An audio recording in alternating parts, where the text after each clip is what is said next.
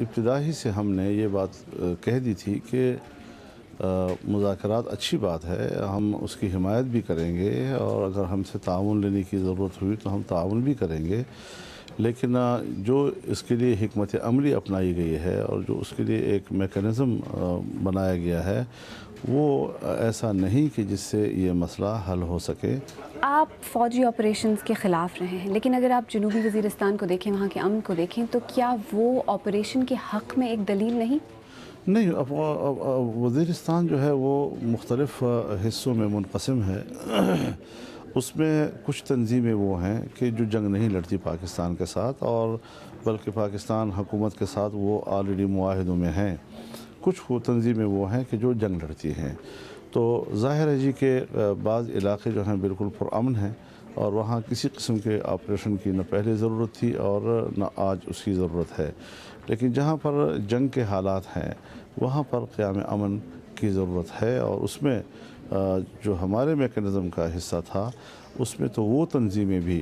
کہ جو ملیٹنٹ تو ہیں لیکن پاکستان میں جنگ نہیں لڑتی، ان کا اثر رسوخ بھی استعمال کیا جا سکتا تھا قیام امن کے لیے، اور ان کا ایک اثر رسوخ جو وہاں ان تنظیموں کے اوپر ہے یا ٹی ٹی پی کے اوپر ہے جو پاکستان سے لڑتی ہیں، اس کا فائدہ بھی حاصل کیا جا سکتا تھا، لیکن وہ راستہ ہی اختیار نہیں کیا گیا کہ جس میں آپ مختلف اطراف سے جو امن کے لیے ضروری تعاون ہے حاصل کر سکیں۔ تو طالبان کا جو طریقہ کار ہے، ان کی جو کارروائیاں ہیں، کیا آپ اس کے حق میں ہیں یا اس کے مخالف ہیں؟ نہیں، ہم تو پاکستان کے آئین پہ یقین رکھتے ہیں، پارلیمانی سسٹم سے وابستہ ہیں، جمہوری عمل سے وابستہ ہیں، اور ہم یہ چاہتے ہیں کہ پاکستان کے چپے چپے پر پاکستان کے آئین اور قانون کی عملداری ہو، اور وہاں پر پاکستان کے آئین و قانون کا ریٹ آ جائے،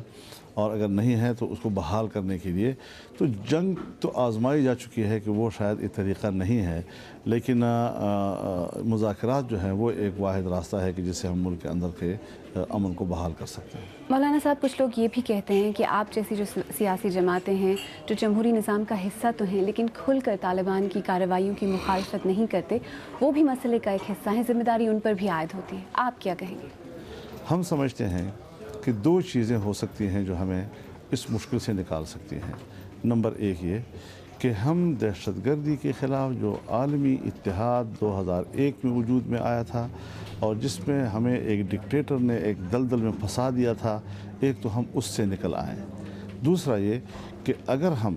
بندوق کے ذریعے شریعت کے مطالبے کو ناجائز سمجھتے ہیں تو پارلیمان اور قانون ساز اداروں کے ذریعے سے اسلامی نظریاتی کونسل کی سفارشات پر قانون سازی کا آغاز کر دیں۔